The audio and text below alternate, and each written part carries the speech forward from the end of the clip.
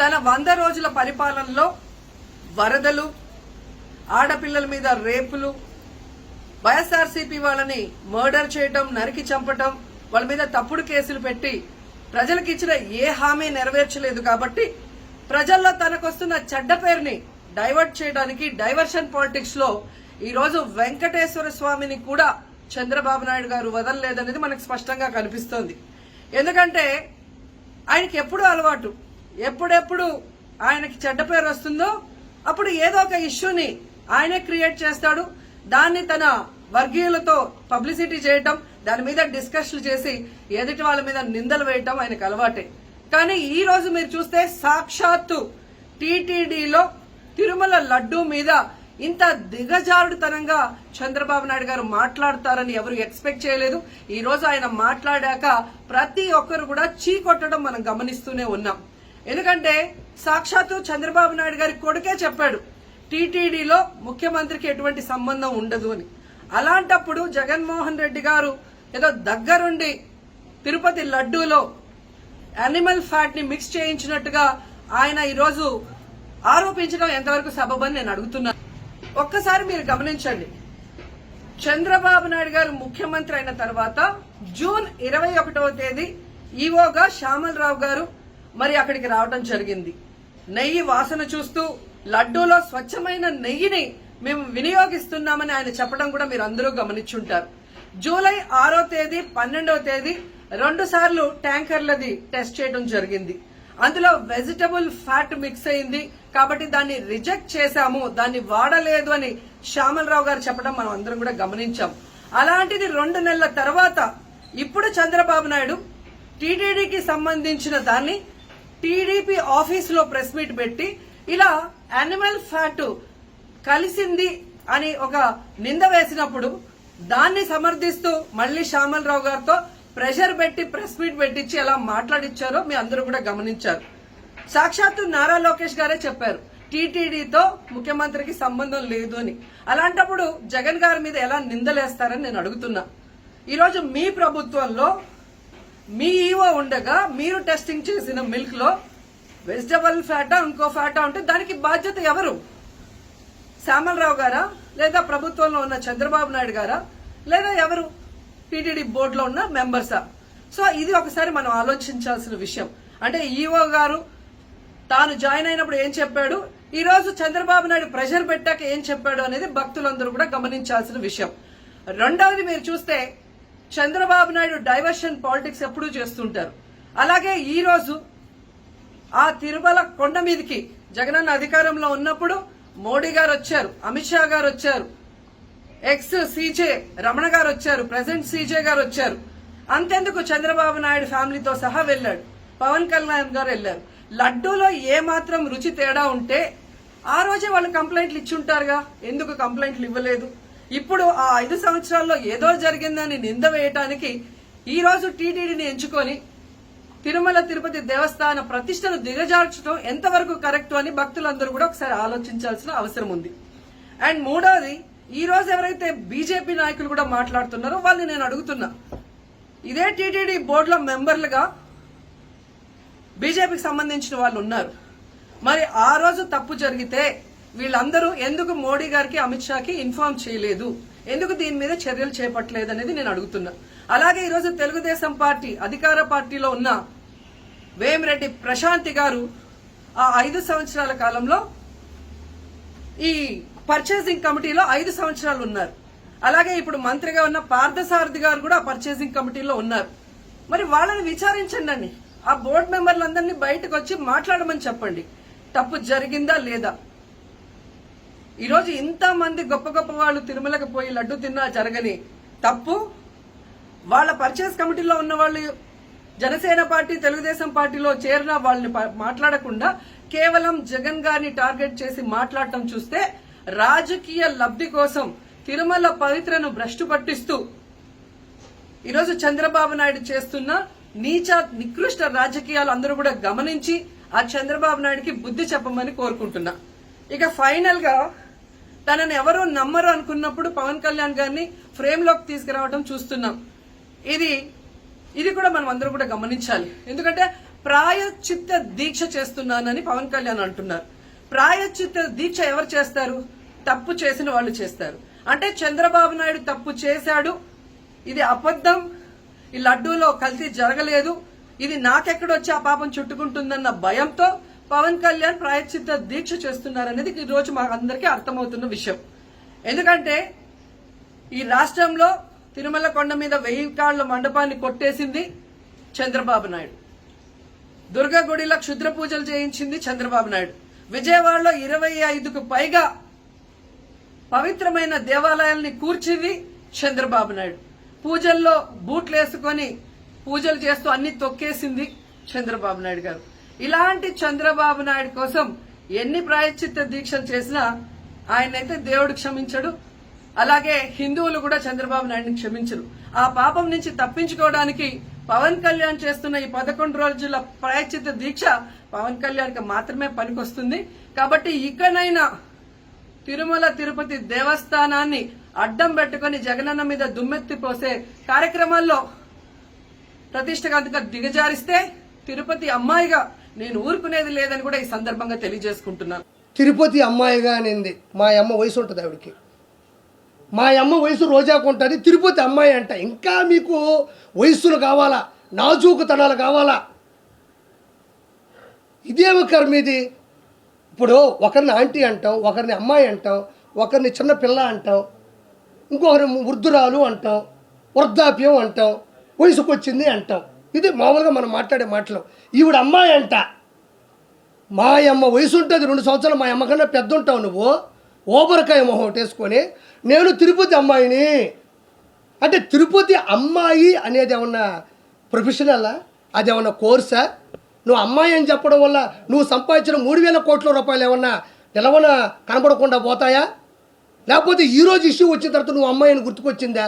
నువ్వు ఏ రోజైనా ఓకే నగిరి రోజా అమ్మాయి నేను ఒప్పుకుంటున్నా, ఏ రోజైనా నీ అమ్మాయి అనే దాంట్లో ఆడతనం జనాలకు అర్థమైందా? నువ్వు ఆడ మనిషిలా ఏ రోజైనా మాట్లాడినావా? ఒక ఆడ మనిషి ఎలా అనుకోగా ఉండాలో, ఎలా నెమ్మదిగా ఉండాలో, ఎంత స్థిరత్వంగా ఉండాలో, ఎంత నిశ్చలతనంతో ఉండాలో రోజా ఏ రోజైనా ఆంధ్రప్రదేశ్ కానీ ఉభయ రాష్ట్రాల్లో నగిరి కావచ్చు, చంద్రగిరి కావచ్చు, ఎక్కడ నిలబడినా కూడా పవన్ కళ్యాణ్ గారిని పట్టుకొని గాడిద ఒక ఆడపిల్లకు ఉండేటువంటి అనుకువ నువ్వు ఎవరికైనా ఇన్స్పిరేషన్గా ప్రపంచం. నిన్ను నేను తిట్టిన ప్రతిసారి చూస్తా కింద ఒక్క బ్యాడ్ కామెంట్ నా మీద ఉండదు. ఇది నీ బతుకు. రోజా గురించి విమర్శించిన ప్రతిసారి, రోజాని నేను ఎదిరించిన ప్రతిసారి కోట్ల మంది చూస్తున్నారు. ఎందుకంటే నిన్ను తిట్టడం వాళ్ళకి ఇష్టమేమో, నిన్ను ప్రశ్నించడం వాళ్ళకి ఇష్టమేమో, నిన్ను నిలదీయడం నీకు వాళ్ళకి అంత ప్రేమేమో. మరి నన్ను తిట్టాలగా? ఏమయ్యార్పి ఆవిడ ఎందుకు తిడతావు? మాకు ఇన్స్పిరేషను, గౌరవనీయులు, మా మాజీ మంత్రివర్యులు, ఆ మనిషి మంచిదని ఒక్కరు కూడా చెప్పరు. హైలైట్ ఏంటంటే మీ ఇంట్లో ఉండేవాళ్ళు కూడా కామెంట్ పెట్టరు కింద.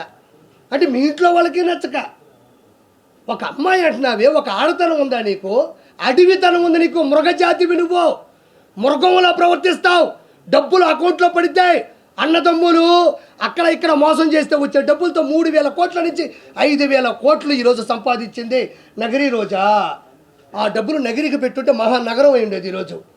ఎందుకు చేసావు ఈ పద్ధతులు? మళ్ళీ ఇంకో నేను ఈరోజే చెప్తున్నా, ఈ మనిషికి అన్నీ తెలుసు. లడ్డులో ఉండేటువంటి కొవ్వు పదార్థానికి సంబంధించినటువంటి 15% రోజా తీసుకుంది. ఇది వాస్తవం. వాస్తవం కాకపోతే రోజాని డిబేట్కి రమ్మనండి, లేకపోతే నా ముందుకు వచ్చి మాట్లాడమనండి. నేను చాలాసార్లు చెప్పానన్నా, రోజా చేసిన అక్రమాలు చెప్పా. ఎక్కడైనా గుర్తుపెట్టుకోండి, నేను ఇది చెయ్యలేదు అని ఒక స్టేట్మెంట్ ఇచ్చిందా? రోజా ఎక్కడైనా నేను 3,000 కోట్లు సంపాదించలేదు, ఇసుక మాఫియా చేయలేదు, ఎర్రచంద్రం శేషాచలం అడవుల్లో ఎర్రచంద్రం కరుణాకర్ రెడ్డి, వైవి సుబ్బారెడ్డి, ధర్మారెడ్డి, జవహర్ రెడ్డి, జగన్మోహన్ రెడ్డి, వీళ్ళందరూ పెద్దిరెడ్డి, రామచంద్రారెడ్డి, మిథున్ రెడ్డి, వీళ్ళందరూ పంచుకుంటుంటే అన్నా నాకు 4 చెట్లు అన్నాను. ఇది కానీ నా 4 దిక్కుల్ని మొక్కే దేవుడు ఆయన, 4 దిక్కులకి మొక్కు ఆయన. అలాంటి వ్యక్తి శేషాచలంలో ఎర్రచందనం ప్రకృతి వనం, అది ప్రకృతికి సంబంధించినటువంటి సంపద, అది నాకు సంబంధం లేదని రోజా అల్లా. నేను ఈ లెక్కని చెప్తే 5,000 కోట్లు దాటిపోయింది. ఇప్పుడు నేను చెప్పిన లెక్కనైతే ఎర్రచంద్రం 5,000 కోట్లు దాటిపోయింది. నేను ఒక మాట మాట్లాడింది, చంద్రబాబు నాయుడు గారు ఆయన హయాంలో మర్డర్లు, హత్యా రాజకీయాలు ప్రిపేర్ చేస్తున్నాడు అనింది. నేను రోజాన ఒకే ఒక క్వశ్చన్ సూటిగా మాట్లాడుతున్నా. చంద్రబాబు నాయుడు గారు మనుషులు చంపే వ్యక్తిత్వం ఉంటే, హత్యా రాజకీయాలు చేసే పనే ఉంటే ఎంతో కొంత పైపుడితో చేయాలి, మనుషులు పెట్టాలి. కాబట్టి మొన్న విజయవాడ విషాద విపత్తులో 30 లక్షల మంది జనాలు ఇళ్లలో వరదలో చిక్కుకుపోయి ఉంటే అందులో టీడీపీ వాళ్ళు ఉన్నారు, వైఎస్ఆర్సీపీ వాళ్ళు ఉన్నారు, బీజేపీ వాళ్ళు ఉన్నారు, సిపిఐ వాళ్ళు కూడా ఉండొచ్చు. నిజంగా వాళ్ళు వైఎస్ఆర్సీపీ వాళ్ళు చంపేయాలి, హత్యా కుట్రలు చేయాలి, కక్షపూరితోటి రాజకీయం చేయాలనుకుంటే కేవలం వైఎస్ఆర్సీపీ వాళ్ళకి ఆహార పొట్లాలు, నీళ్ళ పొట్లాలు, గ్యాసు సిలిండర్లు, నిత్యావసర సరుకులు ఆపేస్తే సరిపోతుందిగా. ఓవరాల్గా 10 రోజులు పట్టింది కదా జనాలు ఇంట్లో నుంచి బయటికి రావడానికి. వాళ్ళ ఇళ్ళలో కూడా చిన్నపిల్లకాయలు ఉన్నారు, పాల ప్యాకెట్లు కావాలా, కరెంటు పోయింది, కొవ్వొత్తులు కావాలా, తినడానికి ఆహార పదార్థాలు, తాగడానికి పొట్లాలు కావాలా.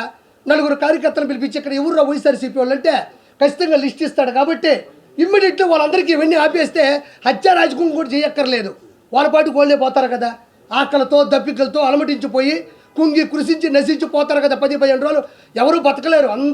అందులో గాలి కూడా ఆడని ఊపిరన్న పరిస్థితుల్లో చంద్రబాబు నాయుడు గారు వైఎస్ఆర్సీపీ వాళ్ళు ఈ వరదల్లో ఎవరు చిక్కుకో ఉన్నారని జస్ట్ డేటా తీసుకుంటే చాలు. హత్యా రాజకీయాలు చేయాల్సిన అవసరం చంద్రబాబు నాయుడు గారికి ఎందుకు? జస్ట్ వరదల్లో కొట్టుకుపోతారు, లేకపోతే ఇళ్లలోనే చచ్చిపోతారు. పోనీ చంద్రబాబు నాయుడు గారు పెద్ద మనసుతో ఎన్ని చేశాడు. కేవలం రోజా మీరు అంటే నీకు నగిరిలో వరదలు రానక్కర్లే, విజయవాడలో కూడా వరదల్లో వైఎస్ఆర్సీపీ వాళ్ళు చిక్కుకున్నారు కదా. ఒక్క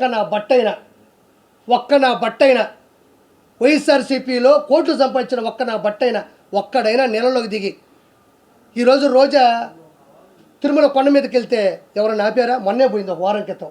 ఎవరైనా ఆపారా? అక్కడే ఆపంది, అధికారం వచ్చేది అక్కడే ఆపంది. నువ్వు నీళ్ళల్లోకి వెళ్ళి ప్రజలకు సేవ చేస్తుంటే ఎవడు ఆపుతాడు నిన్ను ఆపే అంత పరిస్థితి ఎక్కడుంది? ఎవరి పాటికి వాళ్ళ నీళ్ళలో కూర్చొని ఈదుకుంటా 10 మందికి సాయం చేస్తుంటే నువ్వు ఇంకో వైపు పో, వాళ్ళు ఇంకో వైపు పోతారు. ఆహార పొట్లాలు తీసుకోండి. ఎంతసేపు ఎవరైనా చచ్చిపోతే బాగుండు. చంద్రబాబు నాయుడు గారు వాళ్ళకి ఏమీ చేయలేకపోయినాడు. పొరపాటున మనం ఏమన్నా మేలు చేస్తే 10 మంది బతికేస్తే చంద్రబాబు నాయుడు గారు అకౌంట్లోకి వెళ్ళిపోద్దా? లేకపోతే మనం సేవ్ చేస్తే ఇప్పుడు శవాలు దొరకవు. బతికించడానికి సవాల్ ఇచ్చేది చంద్రబాబు నాయుడు గారు అయితే చచ్చిపోయిన శవాలు నేర్పుకునేది జగన్మోహన్ రెడ్డి, అతని క్యాబినెట్ మినిస్టర్లు, అతని ఎమ్మెల్యేలు. అంటే నేను రోజా గురించి చెప్పేది అదే, సిగ్గులేని రోజా, వాడిపోయిన రోజా, ఓడిపోయిన రోజా. ఇంతకన్నా ఇంకా నోరు మూసుకో. ఇంకా కూడా మనం కొంచెం టైం తీసుకోవాలి. ఇది తిరుమలకు లడ్డూకు సంబంధించిన విషయం కాబట్టి. ఇదిగో ఈ మనిషి ఏం చేసిందంటే అడ్డదిడ్డంగా సంపాదించినటువంటి ఇదిగో అడ్డగాడిద ఉన్నాయి ఇస్తున్నాను సార్.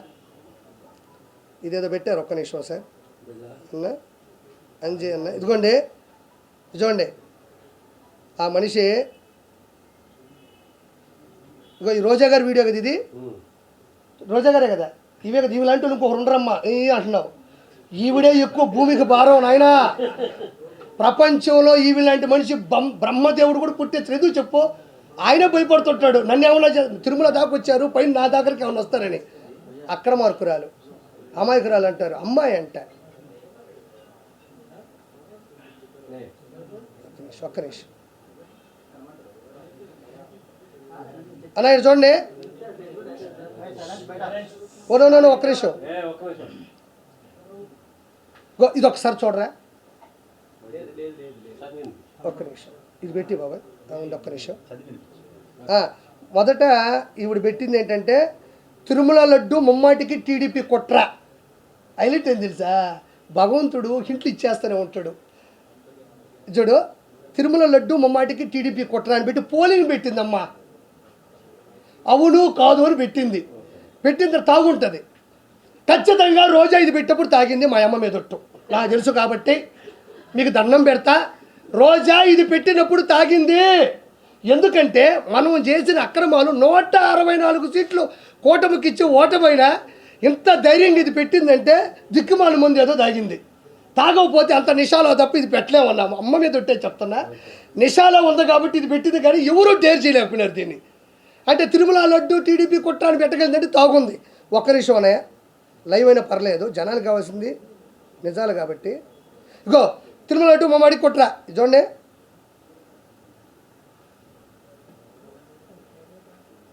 ఏంది బాబా ఇదే? అది కుదుకో. అవును కాదు పెట్టింది, అవును కాదని, అవును కాదు కట్ చేస్తే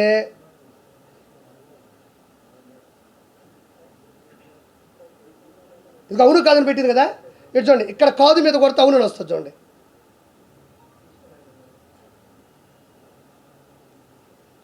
చెమట వల్ల ఇదిగో అవునని కొడితే ఇదిగో కాదని కొడితే అవునని వచ్చింది. క్షమించాలా అంటే కాదని కొట్టినా కూడా ప్రెస్ బటన్ ఎక్కడ పెట్టింది సాఫ్ట్వేర్లో అంటే అవునుకు పెట్టేసింది. మళ్ళీ అవును కొడితే అవునే. ఆ స్క్రీన్ షాట్ ఒకటి వచ్చింది. ఇది ఒక్కసారి అండి. ఎందుకు బాబా ఇది పెట్టారు కదా నాకు సుజనన్న పెట్టాడు. చూడు తిరుమల లడ్డు కల్తీ తప్పు ఎవరిదని పెట్టింది. అక్కడేమో తనకు నచ్చినట్టుగా బటన్ సాఫ్ట్వేర్ పెడితే ఇక్కడ చూడండి ఎవరికి ఎంత పర్సెంటేజ్ వచ్చిందే